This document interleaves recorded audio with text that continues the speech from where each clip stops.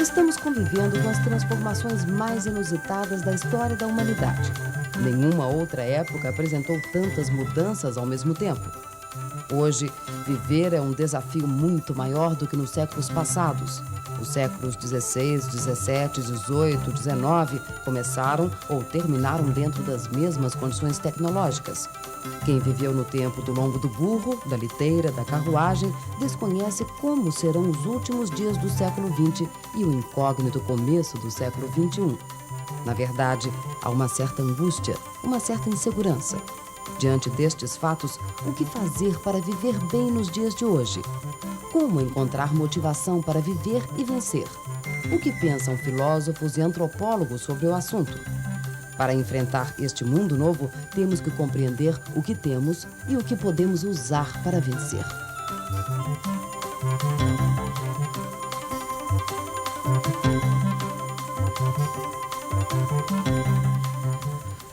Nós temos que ver uma coisa, gente, o que diferencia o ser humano dos outros animais? São basicamente duas coisas: a inteligência e a vontade. Mas nós, na nossa sociedade contemporânea, nós badalamos demais a inteligência, nós prezamos demais a inteligência. Nós queremos ser inteligentes, ter filhos inteligentes, casar com mulheres inteligentes. Nós achamos que a inteligência é a salvação de tudo. Nós achamos que a inteligência é a coisa mais importante que uma pessoa pode ter. Mas, na verdade, já diziam os filósofos pré-socráticos, já dizia Demócrito, já diziam os gregos, que a inteligência é, na verdade, um farol que ilumina o caminho, mas não me faz caminhar. A inteligência, na verdade, trocando em miúdos, não tira ninguém do buraco sozinha. Todos nós conhecemos os nossos almoços de domingo com nossas famílias, todos nós conhecemos as nossas conversas nos cafezinhos do trabalho, pessoas inteligentíssimas, parentes inteligentíssimos, pessoas que nós julgamos mais inteligentes que nós próprios e que vivem numa draga desgraçada e que, na verdade, patinam e não saem do buraco. Será que lhes falta inteligência? Veja bem, a inteligência, vou repetir, é um farol que ilumina o caminho, mas não me faz caminhar. A inteligência me dá a capacidade de distinguir e de discernir. Distinguir o que eu quero, o que eu não quero, para discernir o que eu vou fazer do que eu não vou fazer. Mas, na verdade, a inteligência não é, segundo os filósofos contemporâneos, segundo os antropólogos filosóficos contemporâneos, a maior qualidade do ser humano, o maior atributo do ser humano.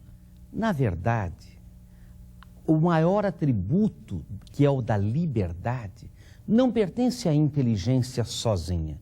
Se eu, por exemplo, colocar minha mão no fogo, experimentar pela sensação e percepção que fogo queima, não há como a minha inteligência me dizer daqui a 2 anos, 1 ano, 6 meses, seja quanto tempo for, que fogo não queima. Vai sempre me dizer, cuidado, fogo queima. Porém, eu tenho a absoluta liberdade de colocar a mão no fogo e deixar que queime. Portanto, o maior atributo do ser humano, dizem os filósofos contemporâneos, não é a inteligência, mas é a vontade.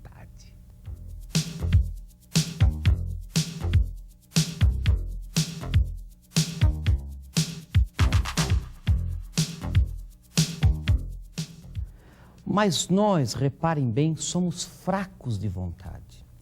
A nossa sociedade ocidental contemporânea não desenvolveu mecanismos culturais suficientes de educação da vontade. Quantos de nós, por exemplo, de vocês que estão ouvindo esse vídeo, nós todos, quantos de nós já começamos a fazer um regime para emagrecer, por exemplo, e não terminamos? Quantos de nós, por exemplo, começamos a, deixar de fumar, por exemplo, e não deixamos? A inteligência diz, pare de fumar. O bolso diz, pare de fumar. O Ministério da Saúde adverte, fumar faz mal para a saúde. E nós não deixamos de fumar. Não é porque a nossa inteligência nos diz fume, mas é, na verdade, porque nós não queremos. por uma série de razões nós não queremos. Da mesma maneira, o regime para emagrecer é assim, a inteligência diz, olha, você está ficando gordo, olha, você está ficando pesado, olha, você já sobe uma escada e já fica meio ofegante, cuidado, é bom fazer exercício, é bom emagrecer um pouco. Não é, portanto, a inteligência que nos diz, não faça, mas é a vontade que é fraca, nós não queremos. Quantos de nós, por exemplo, começamos a ler um livro e não terminamos?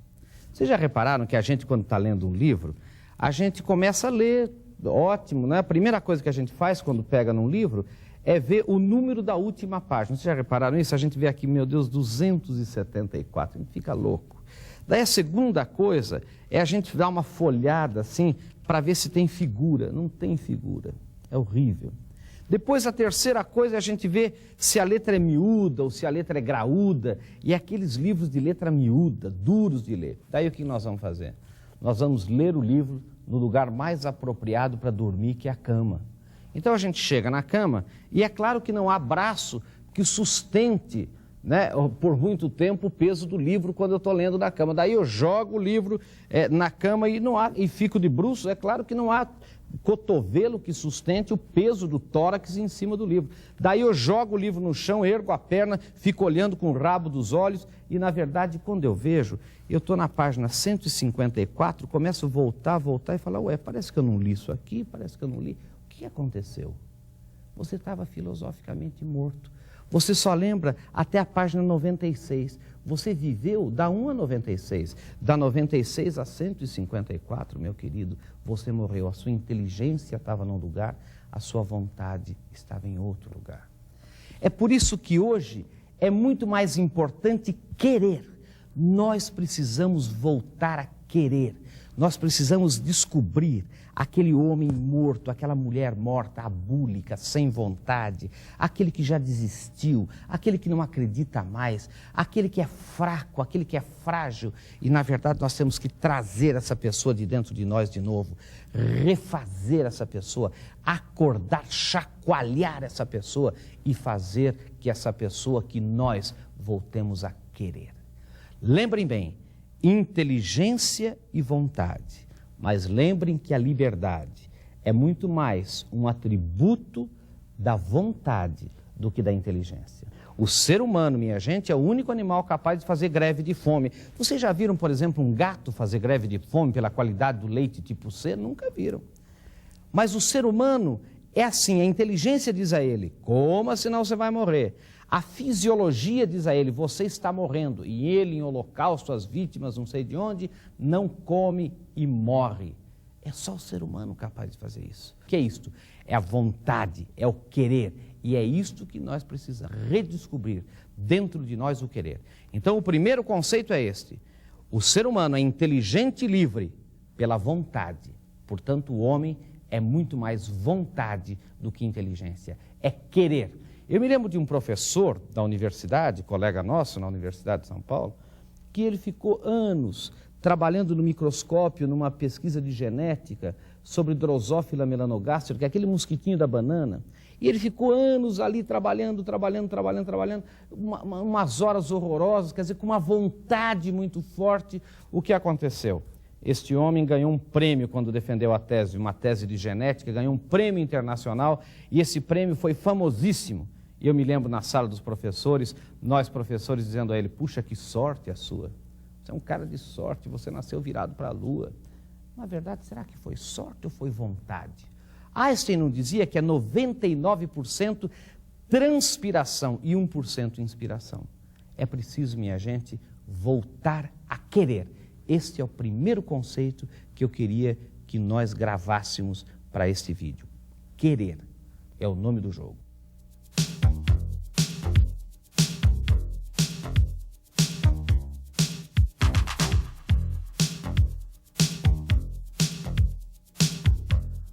Muito bem, nós vimos que nós somos inteligentes e livres pela vontade. Mas os filósofos contemporâneos perguntam o seguinte, muito bem, mas quando eu sou livre? Quando eu sou inteligente? Vejam bem essa pergunta, que coisa interessante. Essa pergunta parece simples, mas nenhum de vocês que está aí sentado nem eu que estou aqui, estou absolutamente livre, sou absolutamente livre. Talvez nós quiséssemos estar fazendo outra coisa, ao invés de estarmos fazendo o que estamos fazendo agora. Talvez a gente tenha sido convidado a fazer o que esteja fazendo, talvez tenha sido, assim, de certa maneira, um convite, entre aspas, que se a gente não for, seria bom que fôssemos, aquela coisa toda. Mas pensem bem por que os filósofos perguntam isso. Prestem atenção nesse conceito. Aquilo que eu fiz, aquilo que eu falei, aquilo que nós fizemos, aquilo que vocês fizeram, aquilo que nós vivemos, há 1 minuto atrás, ou há meia hora atrás, ou há 2 anos atrás, ou há 20 anos atrás, não nos pertence mais. Eu não sou livre nem sou inteligente há meia hora atrás. Se eu tiver, por exemplo, tomado um café e esse café esteja me fazendo mal para o estômago, eu posso tomar um balde de sal de fruta, mas eu não posso deixar de tomar o café que eu já tomei.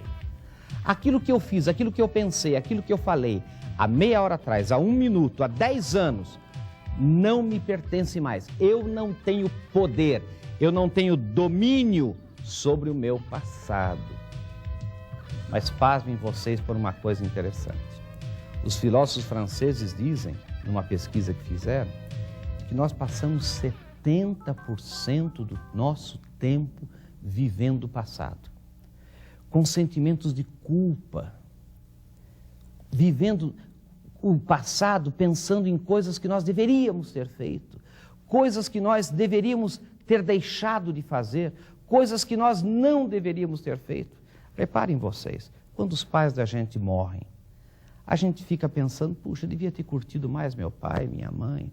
Quando os filhos da gente crescem, a gente vê aquele boi dentro de casa que a gente encontra com 20 anos, a gente fala assim, puxa, nem curti meu filho, devia ter levado meu filho no futebol, devia ter colocado minha filha no balé, devia ter feito alguma coisa, devia ter saído mais com minha filha, feito piquenique com ela pelos campos, pelas cidades, devia ter viajado mais, devia ter ficado mais com minha família.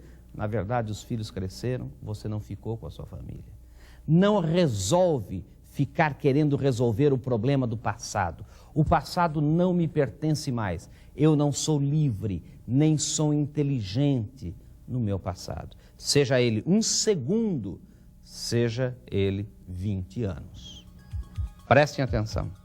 Da mesma forma é o futuro. Da mesma forma é daqui a 1 minuto, daqui a 10 horas, daqui a 20 horas, daqui a 2 anos. Não me pertence mais. Não me pertence ainda. Eu não sou livre nem sou inteligente daqui a 1 minuto. Se eu tenho alguma coisa planejada para fazer, é claro que a minha inteligência me diz, e a minha vontade deve segui-la, que eu deva planejar isso. Se eu vou viajar de avião, por exemplo, eu tenho que olhar o horário do avião. Eu tenho que, na verdade, fazer a reserva do avião. Mas eu não posso voar hoje, se o meu voo é amanhã. Eu não posso voar agora, se o meu voo é amanhã. De nada adianta eu ficar tenso agora pelas coisas que eu só vou fazer no meu futuro. E vejam bem uma coisa, segundo as mesmas pesquisas francesas, nós passamos 25% do tempo vivendo o futuro, com 2 tipos de sentimento. O primeiro sentimento é ansiedade, eu não vou conseguir, eu não sou capaz, eu não consigo, eu não sirvo para nada. Bem que meu pai falou, filho, você é burro, você não vai sair do buraco. Quer dizer, teve um dia um sujeito que me falou uma coisa que eu quase morri de rir, ele falou, professor, me desculpe eu falar para o senhor, mas não foi uma cegonha que me trouxe, foi um corvo, porque não é possível, tudo é comigo. Dizem que em Paraisópolis teve um tiroteio na cidade e tinha um senhor lá que no meio do tiroteio todo mundo correu e ele ficou parado e todo mundo falou, o senhor não vai correr, o senhor não vai correr. Ele falou, para que correr? Se tiver uma bala perdida vai cair em mim mesmo. Quer dizer, esse tipo de gente azeda, esse tipo de gente com ansiedade, medo do futuro, achando que tudo vai dar errado. Gente, 1 minuto à frente não me pertence. E nós passamos 25% do tempo vivendo o futuro. O outro tipo de sentimento, sabe qual é? Devaneio. Eu sou o melhor funcionário da minha empresa, o que me falta é chance. Eu sou o melhor cara, o que me falta é chance. Eu sou o melhor funcionário, sou o melhor... Enfim, quer dizer, um devaneio significa sonhar acordado. Nem devaneio, nem, na verdade, ansiedade resolvem o nosso problema. Prestem atenção, 1 minuto atrás não me pertence, 1 minuto à frente não me pertence. Eu não sou, dizem os filósofos, eu não existo, dizem os filósofos, nem 1 minuto atrás, nem 1 minuto à frente. Então, quando é que eu existo? Quando é que eu sou? Quando é que, na verdade, eu posso dominar o meu dia, a minha vida? Única e exclusivamente no momento presente. Eu só vivo, minha gente, aqui e agora. Eu não vivo, na verdade, há meia hora atrás. Eu não vivo, na verdade, há 1 hora à frente. Eu vivo, na verdade, aqui e agora. Eu existo aqui e agora. Aqui e agora, na verdade, é um ditado latino, hic et nunc, que significa aqui e agora, o único momento real da existência, a única hora em que as coisas realmente ocorrem, em que as coisas realmente existem. Mas pelas pesquisas que vocês acabaram de ver do passado e do futuro, vocês já viram que nós passamos só 5% do tempo vivendo o presente. E é por isso que nós temos essa sensação de não realizar as coisas, de não realização. Nós passamos pela vida e não vivemos. Vocês já repararam pessoas que falam com a gente e o olhar trespassa? O olhar parece que não está olhando para a gente, fala, tá bom, isso, apareça amanhã, vem aí outra hora com mais calma. Na verdade, não está ouvindo o que a gente está falando. Vocês já ouviram essa coisa? Quantos de nós que temos filhos pequenos, a gente chega em casa e o filho fala assim, pai, olha o brinquedinho que eu fiz, né? Olha o meu brinquedinho, e fala, ai, que lindo, filho, vá para lá. A gente faz a educação do vá para lá. Daí o pai está pregando uma coisa lá na parede, o filho pergunta assim, pai, o que você está pregando aí? Nada, filho, vá para lá que vai o martelo vai cair na sua cabeça. A mãe está fritando uma coisa enorme na frigideira, aquele fogo pegando, mãe, o que você está fritando? Nada, filha, nada, vá para lá que vai espirrar em você, vá para lá. Nós passamos a vida mandando os nossos filhos para lá. Daí nós ficamos velhos, os nossos filhos adultos, e o que a gente faz? Liga para o filho e fala, vem para cá, filho. Já faz tempo que você não visita seu pai e sua mãe, faz 2 semanas que você não vem, faz meses que você não aparece. Esta esquizofrenia, esta é porque mas eu não tenho tempo para o meu filho. Você não tem 1 minuto, você não tem 2 horas, você não tem 15 minutos. Sente, olhe para ele nos olhos, converse, afague, viva. Dê toda a sua inteligência e toda a sua vontade naquilo que você está fazendo no momento presente. Lembre, gente, de toda a minha vida, ela não teve sentido nenhum, ela não tem sentido nenhum. Tudo que eu fiz, tudo que eu estudei, tudo aquilo, tudo, só tem sentido para isto que eu estou fazendo aqui e agora. Falando para vocês aqui e agora.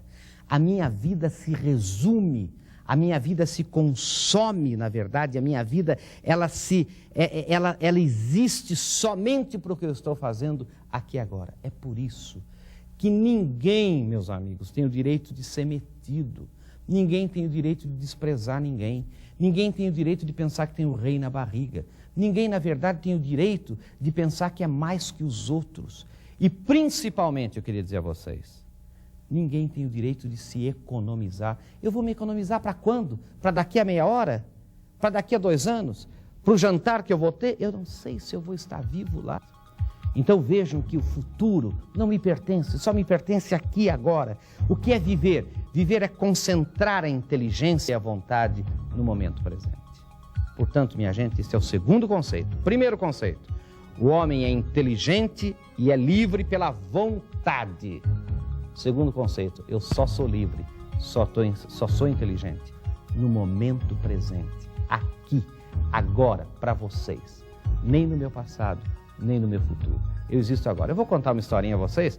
Eu fui um dia comprar uma lâmpada, parei em frente a uma concessionária de automóveis e fui comprar uma lâmpada do meu porta-luvas do carro, que estava queimado. Eram 10:07 da manhã, eu fiquei esperando, 10:08 da manhã, esperei 1 hora, abriu o departamento de peças. Eu fiquei 1 hora, porque eu estava indo para uma outra cidade, numa cidade diferente, onde eu fui numa indústria. E, na verdade, quando chego lá, o que eu vejo? Eu vejo o rapaz lendo, na verdade, um jornal. O rapaz estava lendo o jornal, né, no balcão, quando abriu 10:08. E eu cheguei para ele e falei, meu senhor, eu queria comprar essa lâmpadazinha aqui do meu porta-luvas, ele bateu assim o jornal na mesa, falou assim, no balcão, e falou assim, começou cedo, o que o senhor quer? Eu falei para ele assim, desculpe, eu quero comprar essa lâmpadazinha do meu porta-luvas aqui. E ele virou-se para as prateleiras, né? Virou-se assim para as prateleiras, olhou para aquela lâmpada com um olhar de desprezo para a própria lâmpada e falou, meu senhor, essa lâmpada aí não custa nem 1.000 cruzeiros, o senhor compra em qualquer lugar aí nessas lojinhas? Não, aqui não tem, viu? Aqui não tem. E voltou a ler o jornal. Voltou a ler o jornal de novo. E eu falei bem alto para ele assim, eu falei, o senhor vai morrer. E ele falou, o que o senhor falou? Eu falei que o senhor vai morrer. Ele falou, como assim eu vou morrer? O que o senhor está me desejando? Eu falei, não, meu querido. O que eu estou querendo dizer é o seguinte, se 10 para as 8 da manhã de uma segunda-feira o senhor está nesse azedume todo, às 10 para as 6 da sexta-feira o senhor está morto, o senhor vai morrer. Meu querido, se o senhor não gosta do emprego do senhor, pelo amor de Deus, pegue o boné, vá embora, faça alguma coisa. O senhor não está me prejudicando não, porque eu vou comprar essa lâmpada em qualquer lugar. O senhor não está me prejudicando, nem o dono da concessionária, porque custa, como o senhor falou, nem 1.000 cruzeiros, naquela época custava 1 cruzeiro. Quer dizer, então não adianta nada. O senhor não está atrapalhando ninguém, mas é o senhor que está morrendo. A vida do senhor é essa, o senhor me desculpe. Agora, mas eu não aguento esse gerente. Eu falei para ele, faça alguma coisa, tome uma atitude, vá, saia, mas faça uma coisa que o senhor goste. Queira fazer uma coisa que o senhor goste. Eu até brinquei com ele, vá vender banana numa estrada qualquer, vá fazer, mas faça com o sentimento de fazer com vontade, né? com desejo, com sentimento, com inteligência, né? E o momento presente é a nossa vida. Este, portanto, é o segundo conceito.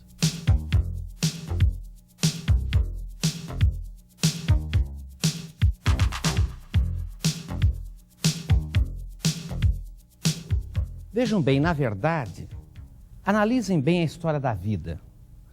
Tudo aquilo que eu fiz, tudo aquilo que é o meu passado, está aqui, olha. Este é o meu passado. E este é o meu futuro. O meu passado, na verdade, eu sei o que ele foi. Eu sei, porque eu conheço. O meu futuro é uma interrogação. O que é a vida? A vida é aqui, olha. A vida é exatamente nesta convergência entre o passado e o futuro. É exatamente neste minuto, neste segundo que nós vivemos, neste instante presente. Essa é, na verdade, a vida. E é isso que nós temos que ver. Agora, prestem atenção, se vocês quiserem ficar neuróticos ou loucos, é claro que é uma brincadeira, fiquem olhando para um relógio de pêndulo. Olhem para o relógio de pêndulo e vejam o pêndulo do relógio badalar, não é verdade? O pêndulo do relógio assim, fazendo aquele badalo do pêndulo do relógio. Muita gente imagina que um pêndulo de relógio vai e volte. Muita gente tem a ilusão de que um pêndulo de relógio vai e volta. Gente, um pêndulo de relógio nunca voltou. Ele só foi. Cada vez que ele vai, é um novo tempo que nunca mais será o mesmo. Claro, nunca mais será o mesmo. E pelos movimentos de rotação e translação da Terra, o espaço que o pêndulo ocupa cada vez que ele badala é um novo espaço que nunca mais será o mesmo. Se vocês quiserem ficar neuróticos, fiquem olhando por um pêndulo de relógio e falem assim, olha eu morrendo. O que é verdade. Você vai estar morrendo. Ou você viveu aquele badalar, ou você, na verdade, morreu. Ou você se debruçou com inteligência e vontade naquilo, ou você, na verdade, morreu. Agora vejam o seguinte, os filósofos perguntam o seguinte, para que serve a inteligência afinal? Nós já falamos discernir e distinguir, mas discernir e distinguir entre o quê? E vejam este conceito que é muito importante. A nossa inteligência só serve para distinguir o que seja essencial, importante e acidental. O que é essencial, gente? Essencial é aquilo que eu devo fazer imediatamente já, é aquilo que mais me leva em direção aos meus objetivos da vida, objetivos do momento. O que é importante? Importante é aquilo que eu devo fazer, e o verbo é sempre devo e não posso, devo fazer, mas só depois que eu já tiver feito aquilo que eu havia antes considerado como essencial. E o que é acidental? Acidental é aquilo que eu devo fazer depois que eu já tiver feito aquilo que eu havia antes considerado como importante e como essencial. Então, vou dar um exemplo a vocês. Se eu, por exemplo, e uma moça começamos a namorar com 11 anos, E no primeiro dia de namoro, com 11 anos, ela 11 anos, eu 11 anos de idade, ela fala assim, nós vamos casar com tapete ou sem tapete na igreja? Eu digo, você é louca, sei lá se nós vamos casar com tapete ou sem tapete, nem começamos a namorar, não vamos falar em casamento ainda, é muito cedo. Não, mas eu quero saber, porque se não for com tapete eu não caso, meu negócio é tapete. Ora, gente, o que é discutir um tapete de casamento aos 11 anos de idade, no primeiro dia de namoro? É, na verdade, uma coisa absurdamente acidental. Mas vamos dizer que a gente namore durante alguns anos, fique noivo, e a gente vá marcar o casamento na igreja com o padre. E o padre pergunte, vai pôr tapete ou não põe tapete? Gente, aquilo que era absurdamente acidental há anos atrás, há 10 anos atrás, sei lá quanto tempo atrás, torna-se essencial, por um segundo que seja. Eu vou dizer, ou ela vai dizer, com tapete ou sem tapete. Porque se eu não der bola para isso, se eu tratar naquele momento aquela coisa que tornou-se essencial como se fora acidental, o que vai acontecer? Eu digo para o padre assim, vamos dizer que a noiva não tenha ido na igreja, eu digo para o padre assim, olha, põe tapete, não põe tapete, tanto faz para mim, não estou ligando não. E ele não põe tapete. Eu garanto para vocês que 25 anos depois do casamento, nas bodas de prata, eu e minha mulher indo para o mesmo hotel que nós fomos quando casamos. Ela começa a chorar no carro. Eu digo, mas bem, pelo amor de Deus, o que é isso, chorando? Não é? Só nós estamos casados depois de 25 anos, ninguém mais fica casado 25 anos depois. Que loucura, o que é isso? E ela chora dizendo que não aguenta lembrar do fato de eu não ter pago o tapete no casamento, etc. Outro exemplo é a vontade de ir ao banheiro. Todos nós, desculpem eu dar esse exemplo no vídeo, num vídeo desse, mas a verdade é essa, é a vontade de ir ao banheiro. Passa pelas 3 fases. Tem uma hora que é acidental. A gente fala, esse vídeo já termina, quer dizer, impossível que ele fale tanto. Quer dizer, eu estou com vontade de ir no banheiro, mas não preciso, eu espero, aguardo, dá tempo. De repente vai ficando importante. A barriga começa a roncar. A gente já começa a querer localizar onde é o banheiro, onde é que é esse banheiro aqui, onde é o banheiro mais próximo. E de repente o que acontece? Torna-se essencial. Torna-se essencial, quer dizer, eu levanto onde eu esteja e vou ao banheiro. Daí o sujeito está no meio de um povo lá e levanta e fala, onde é que você vai? Não, peraí, já volto e vai ao banheiro. Mas prestem atenção no que eu vou lhes dizer. Embora a minha inteligência diga, Marins, vai ao banheiro, vá para o banheiro. A minha fisiologia diga, Marins, você já deveria estar no banheiro. Eu sou livre, sou absolutamente livre. E digo, não vou. E me borro aqui na frente de vocês. Gente, é por isso, dizem os filósofos, é claro que não falam com essa simplicidade toda que eu estou falando, com essa chuleza toda que eu estou falando, mas é por isso que as pessoas vêm se borrando na frente das outras, porque invertem as coisas. Vivem de ponta cabeça, fazem tudo que é acidental primeiro. Raramente fazem alguma coisa importante e nunca têm tempo para o essencial. Gente, é preciso, a inteligência é que coloca isto em pé, é que nos diz, eu como gerente, o que é que eu tenho que fazer, o que é essencial, o que é importante, o que é acidental. Eu como diretor, o que tenho que fazer, o que é essencial, o que é importante, o que é acidental. Eu, na verdade, como funcionário, eu como operário, eu como o que é essencial, importante e acidental no meu emprego. Para que eu mantenha o emprego, para que eu me comprometa com o sucesso da minha empresa. Eu, como pai, tenho que perguntar o que é essencial, importante e acidental na minha função de pai. Eu, como marido, tenho que perguntar o que é essencial, importante e acidental na minha função de marido. Na verdade, nós sabemos o que fazer. A inteligência nos diz. O que às vezes nos falta, eu repito, é a vontade. É querer. É preciso redescobrir o querer. É preciso colocar essencial, importante e acidental e, principalmente, fazer o essencial e querer o essencial. Saber o que é essencial, mas, principalmente, querer o essencial.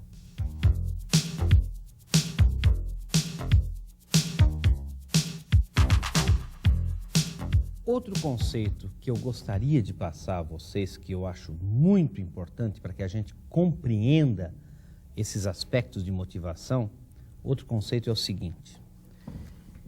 Vejam bem, ninguém no mundo é uma linha reta. Ninguém no mundo é todo dia igual. Ninguém no mundo acorda e se deita da mesma maneira. Ninguém no mundo é uma linha reta. Todos nós somos essencialmente assim. Vocês querem ver? Nós somos essencialmente assim. Esta é chamada linha da sensibilidade. Agora, é claro que nós não podemos viver dominados pela linha da sensibilidade. Não é? Uma hora nós estamos eufóricos, outra hora estamos deprimidos, novamente deprimidos, depois eufóricos. Essas são aquelas pessoas horríveis, pessoas dominadas pela linha da sensibilidade, são aquelas pessoas horríveis, aqueles chefes, aqueles diretores que nós conhecemos, aquelas pessoas que para a gente falar com elas, a gente tem que antes falar com a secretária perguntando como é que está o homem. E a secretária diz assim, lustrou a ferradura e veio. Quer dizer, é um cavalo. Quer dizer, o homem, na verdade, como ele está aqui, como ele está deprimido, como ele dormiu mal, dormiu de pé para fora, como a gente diz no interior, sei lá o quê, ele está deprimido. No dia seguinte você pergunta, como é que está o homem? Fala, ele está ótimo, pode pedir tudo, ele está dando até o que não deve, aquela coisa toda. Muito bem. Então, na verdade, nós não podemos nem ser uma linha reta, nem sermos dominados pela linha da sensibilidade. Qual é o segredo, na verdade? O segredo é o seguinte, o segredo é que nós temos que ter uma linha de convicção que equilibre a minha linha de sensibilidade. Esta é a linha de convicção, que vai equilibrar a minha linha de sensibilidade e vai fazer com que quando eu esteja eufórico, eu consiga descer a realidade e caminhar. Quando eu esteja deprimido, eu consiga subir a realidade e caminhar. Isto é, na verdade, a linha, o equilíbrio. Há muita gente que ou é rígido demais ou é sensível demais. E isto não é possível. Na verdade, vejam bem uma coisa interessante. Viver o que é, então? Viver, minha gente, prestem atenção nisto. Viver é concentrar toda a minha inteligência, toda a minha vontade, e dirigir essa minha inteligência e a minha vontade para o essencial, que nós já vimos, no momento presente. Isso que é viver. Viver não é difícil nem fácil, não é bom nem ruim. Viver é concentrar toda a inteligência e toda a vontade no essencial, no momento presente. É fazer no momento presente. É fazer no momento presente. É fazer do momento presente. O único momento. É, na verdade, viver. Agora, prestem atenção. Há algumas pessoas que confundem uma coisa que eu gostaria de chamar a atenção. Se o meu momento presente é planejar o amanhã, eu tenho que concentrar toda a minha inteligência e toda a minha vontade em preparar o amanhã, em planejar o amanhã. Não significa só fazer. Eu não estou falando num ativismo, nem estou falando naquela coisa assim, que a gente chama que só existe o momento presente, não existe mais nada. Na verdade, o momento presente é o momento em que você pensa no futuro, é o momento em que você planeja, é o momento em que você raciocina, é o momento em que você se eleva, quer dizer, é o momento em que você se concentra, é o momento em que você ora, mas tudo que você fizer, faça com sentimento de fazer, faça com vontade de fazer, faça querendo fazer. Por que nós não vivemos? Porque nós não nos concentramos naquilo que fazemos. É preciso, é fundamental nos concentrarmos nas coisas que nós fazemos aqui e agora. E vejam bem, o equilíbrio entre a convicção e a sensibilidade é que vai me fazer, novamente ajudado pela inteligência, a descobrir o essencial e fazer o essencial. Esse é um conceito muito importante para vocês.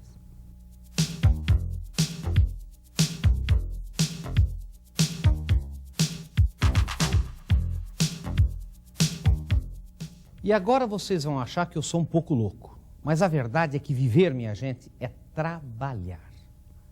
Por que viver é trabalhar? Pensem comigo. Todos nós no mundo temos um dia de 24 horas. Nenhum alcoólatra do trabalho tem um dia de 26 horas, de 28 horas. Todos nós temos um dia de 24 horas. E essas 24 horas são divididas em 3 grandes blocos de 8, teoricamente. 8 horas de repouso, 8 horas de trabalho e 8 horas que são as horas que não são nem de repouso nem de trabalho. São aquelas horas que são um pouquinho de manhã, um pouco na hora do almoço, um pouco da noite, etc. São horas multipartidas durante o dia. Nas 8 horas de repouso, eu não tenho domínio sobre elas. Eu, na verdade, não sou livre nem sou inteligente enquanto durmo. O meu consciente adormece, eu fico à disposição do subconsciente, mas, na verdade, eu não sou livre nem sou inteligente enquanto estou dormindo. Na verdade, as outras 8 horas, que não são nem de trabalho nem de repouso, são muitas as variáveis que interferem nelas. É um pouco de manhã, um pouco à noite, como eu já disse. Então eu posso gostar da minha condução, odiar a condução, gostar de ir ao trabalho, gostar do almoço, não gostar do clube e assim por diante. Onde é que eu tenho, na verdade, a maior concentração? Nas 8 horas de trabalho. Notem vocês que eu trabalho das 8 às 18 ou das 7 às 17. Nós trabalhamos as 8 melhores horas do dia. E pasmem vocês, vezes os 35 melhores anos da nossa vida nós passamos trabalhando. Então nós trabalhamos as 8 melhores horas de cada dia, vezes os 35 melhores anos da nossa vida. Quanta gente fica louco para se aposentar e depois, quando se aposenta, é um homem pobre, é um homem sem vontade, é um homem abúlico, é um homem parado. Por quê? Por que contar tudo em dobro para se aposentar logo, para se safar do trabalho, se é justamente no trabalho que eu tenho que me realizar, que eu tenho que construir, que eu tenho que fazer? Mas reparem vocês que isso não é simples assim, não. Reparem vocês que quando eu digo, se eu encontrar com algum de vocês, né, num lugar e falar, ele conheci um fulano lá em São Paulo, ele é alto, tem 1 metro e tanto, tem 1,90 m, ele é meio careca, ele usa barba, ele mora na rua tal, o interlocutor, para quem eu estiver falando isso, fala, mas quem é ele? Eu falo, pera um pouquinho, estou descrevendo quem é ele. Ele mora na rua tal, número tal, a esposa dele é fulano de tal, tem 3 filhos, fulano, fulano e fulano, ele tem um carro amarelo. Sim, mas peraí, Marins, quem é ele? Quem é esse? E a pessoa fica ansiosa em saber quem é a pessoa. E eu respondo, eu estou descrevendo a pessoa, eu estou falando quem é ele. Mas não basta. Reparem vocês que enquanto eu não disser o que a pessoa faz, enquanto eu não disser, ele é um gerente da empresa tal, é um diretor da empresa tal, é um operário da empresa tal, trabalha na empresa tal, o meu interlocutor vai continuar perguntando quem é ele. Por quê? O mundo é pragmático? O mundo é desumano? Não, o mundo é realmente isso. Nós somos aquilo que nós fazemos. Por isso que eu digo, fulano é uma pessoa realizada.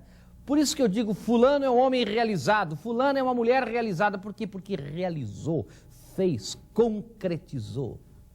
Esse é, na verdade, uma grande coisa que eu tenho. Entendam, pelo amor de Deus, eu não sei quem é que inventou que o trabalho é a desgraça, que o trabalho é a morte, que o trabalho é a pior coisa do mundo. Vocês já viram aquelas pessoas que ficam no trabalho perguntando para a gente, que horas são? Ih, o meu relógio acho que parou, que horas são? E hoje o dia vai ser fogo. Para quê? Para amanhã estar lá de novo, para depois da manhã estar lá de novo. 35 anos lá de novo. E são pessoas amargas, azedas, pessoas que não realizam, que não se motivam e que não motivam as outras. São pessoas, na verdade, que não sabem o que é viver. Precisa lembrar que viver é trabalhar. É no trabalho que eu tenho que me realizar como pessoa. O ser humano só é feliz quando ele responde no âmago da sua personalidade a pergunta de ser alguém no mundo, o questionamento de ser alguém no mundo, de olhar para o espelho e ter orgulho da imagem que vê, olhar para os filhos e ter orgulho, né, saber que os filhos têm orgulho dos pais que têm, e assim por diante. Quer dizer, esse é o processo, esse é na verdade. Então muita gente pensa que viver é desgraça, que trabalhar é castigo. Não é nada disso. Trabalhar é na verdade o grande momento da realização nossa. E tem um outro conceito que eu queria dar a vocês, emendando com esse, que é o seguinte. Gente, o que falta no mundo é credibilidade. O que é credibilidade? Credibilidade vem da palavra crédito. Quando é que eu tenho crédito? Eu tenho crédito quando eu tenho alguma coisa a receber de alguém. Mas quando que eu vou ter uma coisa a receber de alguém? Só se eu dei antes alguma coisa para esse alguém. Ou se alguma circunstância social fez com que essa pessoa me devesse alguma coisa. Ele, na verdade, é o devedor e eu sou o credor. Quem vive devedor vive em debilidade, vive uma vida débil. Quem vive em crédito é crível, tem credibilidade. Qual é o segredo de viver hoje? O segredo de viver é aumentar a nossa credibilidade. Nós temos que aumentar a cada dia a nossa credibilidade. Como é que se aumenta a credibilidade? Fazendo mais do que os outros esperam que a gente faça por eles. Aí vocês vão achar muito piegas, vocês vão achar que isso daí está misturado muito com religião. Não é nada disso, é pragmático, é social. As relações sociais são relações de troca. Você prefere viver crivelmente, viver com credibilidade ou viver debilmente, com debilidade?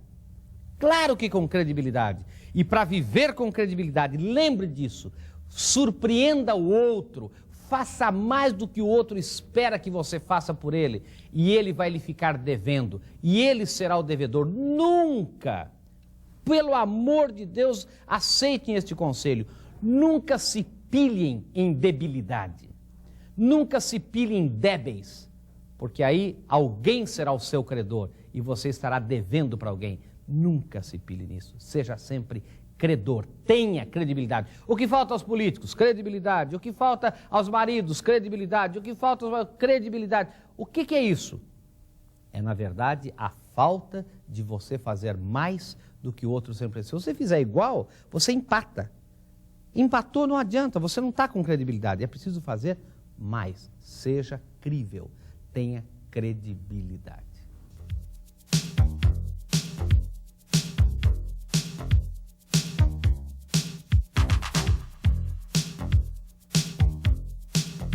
Agora eu vou dar alguns conselhos que eu aprendi durante minha vida de antropólogo, de professor, trabalhando como consultor de empresas.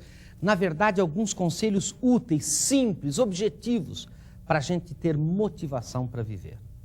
Primeiro conselho é o seguinte: defina seus objetivos. O conselho é este: saiba o que é essencial, mas principalmente, além de saber, queira o essencial. Não basta saber, é preciso querer o essencial. Isso significa que você deve ter foco. Concentre-se claramente nas coisas que você realmente deseja. Não queira tudo, não queira fazer tudo ao mesmo tempo. Ninguém consegue fazer tudo ao mesmo tempo. É preciso ter foco, é preciso saber o que quer, é preciso saber eliminar o restante, é preciso ter uma visão focal, é preciso saber o essencial, mas principalmente querer o essencial. O segundo conselho que eu queria dar é o seguinte: lembre-se que o homem vai longe depois de estar cansado, como dizia Lebré. O homem vai longe depois de estar cansado significa dizer que o tanque de reserva de combustível do homem é o dobro do tanque original. Quando você pensa que a gasolina acabou, abra o tanque de reserva e você vai ter o dobro da gasolina. O conselho é o seguinte: vá além. Vá além do quê? De onde os outros sempre foram. Vá além do que os outros sempre pensaram que você fosse capaz de ir. Tente passar por cima do cansaço, não desista, recomece, faça de novo. Tem muita gente que parece que nasceu cansado, tem gente que parece que é muito cansada, que se cansa à toa. Passe por cima disso. Lembre, o homem vai longe depois de estar cansado. Um outro conselho que eu queria dar a vocês: preste atenção, tenha uma atenção controlada, doe-se ao momento presente. Lembre isso, doe-se ao momento presente, aquilo que você está fazendo. Outro conselho que eu queria dar: tome a iniciativa, não espere muito, arrisque a saída heróica, faça, assuma, não se omita, decida, faça e principalmente erre. Gente, só não erra quem não faz. É claro que de vez em quando, pelo amor de Deus, acerte, mas erre, tenha coragem de errar. É preciso coragem para fazer, é preciso coragem para decidir, é preciso coragem para tentar, é preciso coragem para errar. Só não erra quem não faz. Então o conselho é esse: tome a iniciativa, não copie só dos outros. Qual é o outro conselho? Tenha uma visão criativa, procure inovar, evite só copiar. Faça, crie uma coisa nova e lembre, quando você tiver uma ideia boa na cabeça, corra, porque ela terá ocorrido em 1000 outras mentes ao mesmo tempo. Se você não correr, o outro vai fazer. Tem um ditado tcheco que diz assim: a única maneira de ir até a porta é indo. É um ditado aparentemente besta, não um ditado bobo, mas vejam bem a profundidade dele. Se eu for daqui até a porta, imaginando, ele vai me dar um trançapé, o outro não vai me deixar passar, vou chegar lá, a porta vai estar trancada, a hora que eu abrir a porta vão falar: o que você quer aqui? Eu não vou. Eu não vou e vejo na porta o meu adversário, vejo na porta o meu concorrente, eu vejo na porta outra pessoa e digo: ô Fominha, sai daí, eu é que ia, eu que tive a ideia primeiro, eu é que ia até a porta. Você é quem ia, você teve a ideia primeiro, mas ele foi. Essa é a diferença. Aos que vão e aos que pensam em ir e nunca vão. Um outro conselho: desenvolva a autodisciplina. Não é?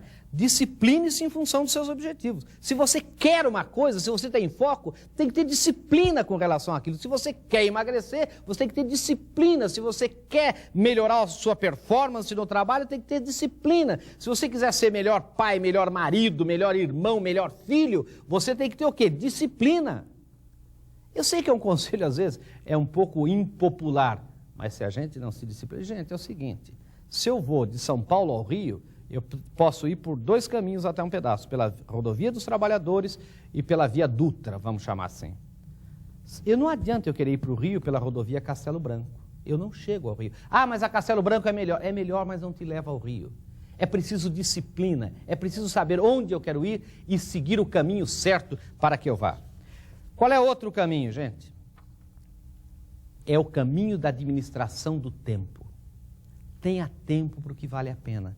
Impossível que eu, que você, sejamos as pessoas mais ocupadas do mundo. Lembrem que o presidente dos Estados Unidos, o Papa, o presidente do Brasil, todos temos 24 horas por dia. É a administração do tempo que faz a diferença. Mas administrar o tempo é uma consequência da administração da cabeça, de saber o que é essencial, importante e acidental. Não adianta a administração formal do tempo se a minha cabeça é bagunçada. Tenha tempo para o que vale a pena e curta a vida. Esse é outro conselho. O outro conselho que eu queria dar a vocês é o seguinte: lembrem que o homem é um ser gregário, é um ser, vamos dizer, grupal, né? É um ser social. Discuta com as outras pessoas seus pontos de vista, pergunte. Não se deixe influenciar demais, mas pergunte. Hoje, trabalhar em teamwork, trabalhar junto em grupos é fundamental para o sucesso. Discuta com as outras pessoas seus pontos de vista. Outro conselho: aprenda com os insucessos. De um fracasso, faça um sucesso. Analise as causas, os erros cometidos e recomece. Viver não é viver o momento presente? Viver, portanto, é recomeçar a cada instante. Um outro conselho, e este é muito sério: mantenha boa saúde física e mental. Saúde física não me preocupa muito, para ser bem sincero para vocês, porque eu acho que nós já temos bastante consciência sobre isso. Não é? Nós sentimos dor, aquela coisa toda, fazemos check-up, isso. O que me preocupa é a saúde mental. Tem muito louco solto. É aquele louco fronteiriço, é aquele cara que, como se tivesse no hospício, não saía. Como está fora, a gente não consegue pôr. Mas, na verdade, sabe quem é? É aquele negativo, é aquele negador. É aquele que você fala assim: vamos fazer um piquenique, ele fala: vai chover. É aquele que fala que não vai dar certo, é aquele que não acredita em si nem nos outros. É aquele que, quando ouve uma coisa: já ouvi essa novela antes, já vi esse filme antes, isso não vai dar certo, aqui não. Gente, se vocês estiverem no grupo de vocês, de amigos, se vocês estiverem na empresa de vocês, no departamento de vocês, pessoas negadoras e pessoas assim, muito negativas, livrem-se delas, ajudem-nas. Deem algum caminho para ela se ajudar, mas não fiquem do lado dela, não fiquem grudados com ela, porque ela vai azedar você, ela vai estragar a sua vida. Nada é pior do que trabalhar com alguém puxando para trás, nada é pior do que viver com alguém dizendo: não vai dar certo.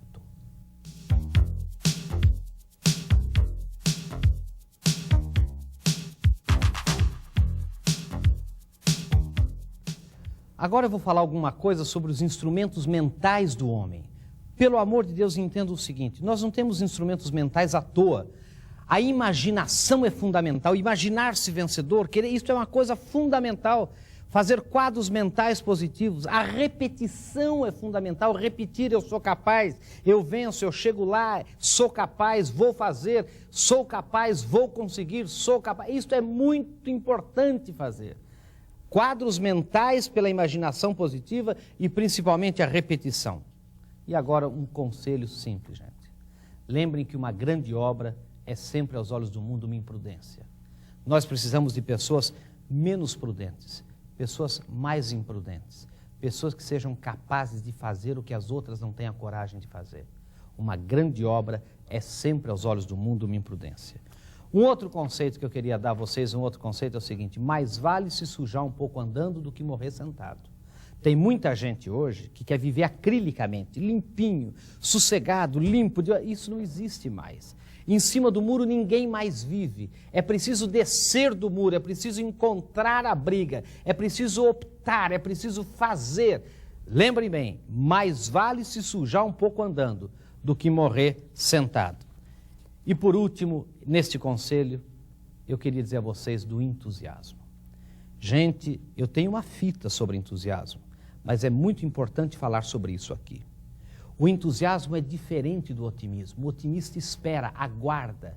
O otimista torce para que dê certo. E o entusiasta, na verdade, o entusiasmado, é aquele que acredita em si, que acredita na sua capacidade de fazer dar certo. A palavra entusiasmo vem de theos em grego, que significa Deus. Os gregos acreditavam que tinham dentro de si os deuses a que se referiam, eles eram panteístas, politeístas, a que se referiam às coisas que faziam. Então, se eu fosse um agricultor, eu só seria capaz de fazer a colheita ocorrer se fosse entusiasmado por séres. Portanto, uma pessoa entusiasmada é uma pessoa que acredita na sua capacidade de fazer, na sua capacidade de realizar. Isso é fundamental. E eu queria dizer o seguinte: não acreditem tanto em mim, não acreditem nesse vídeo, não acreditem nas pessoas, acreditem mais em vocês, acreditem mais em você, acredite mais na sua capacidade de vencer, na sua capacidade de fazer, com toda a inteligência e com toda a vontade, com todo o querer, dirigindo tudo isto para o momento presente. E aí vocês vão estar motivados para viver, motivados para vencer e irão motivar as pessoas que vivem ao redor de vocês, motivando para vencer, motivando para viver, motivando, na verdade, para o sucesso.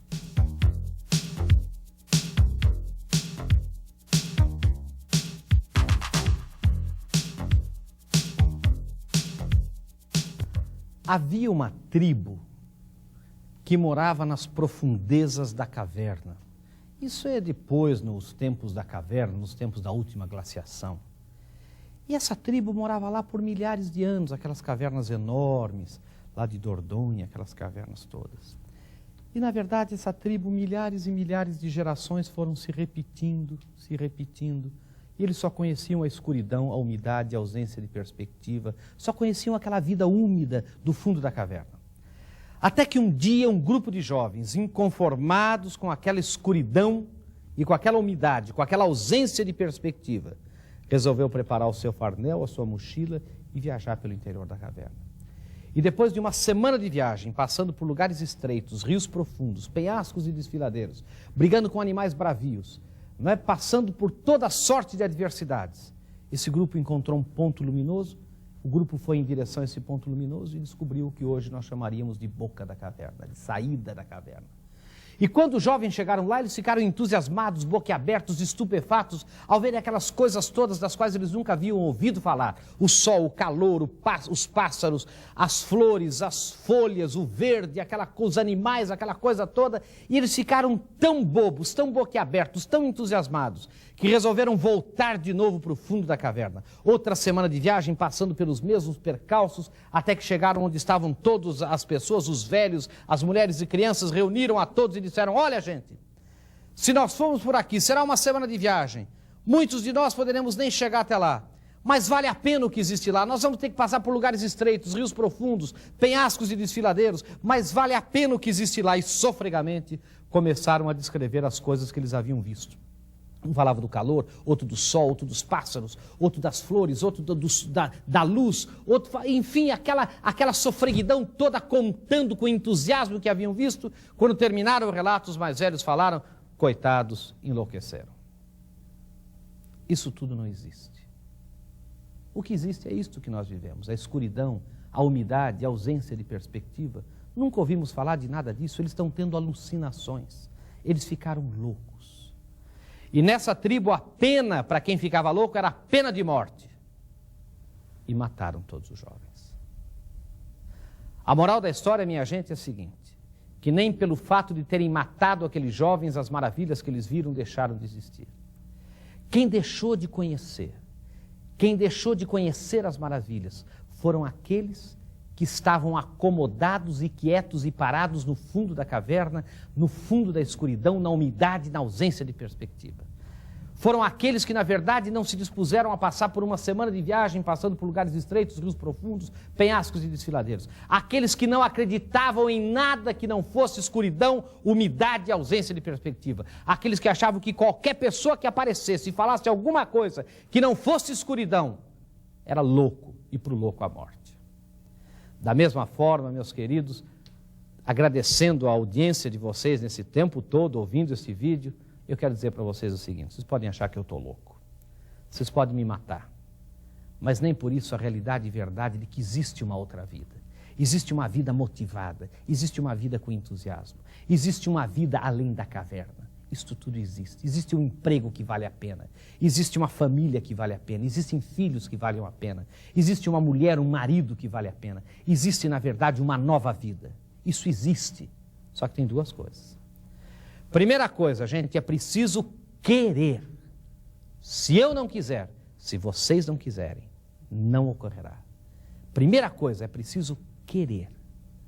E segunda coisa, é preciso lembrar que será sempre uma semana de viagem, passando por lugares estreitos, rios profundos, penhascos e desfiladeiros, brigando com animais bravios. Às vezes, chegando lá, vamos chamar de loucos, mas eu diria a vocês, vale a pena. Vale a pena o que tem lá. Vale a pena essa nova vida fora da caverna. Faça essa viagem.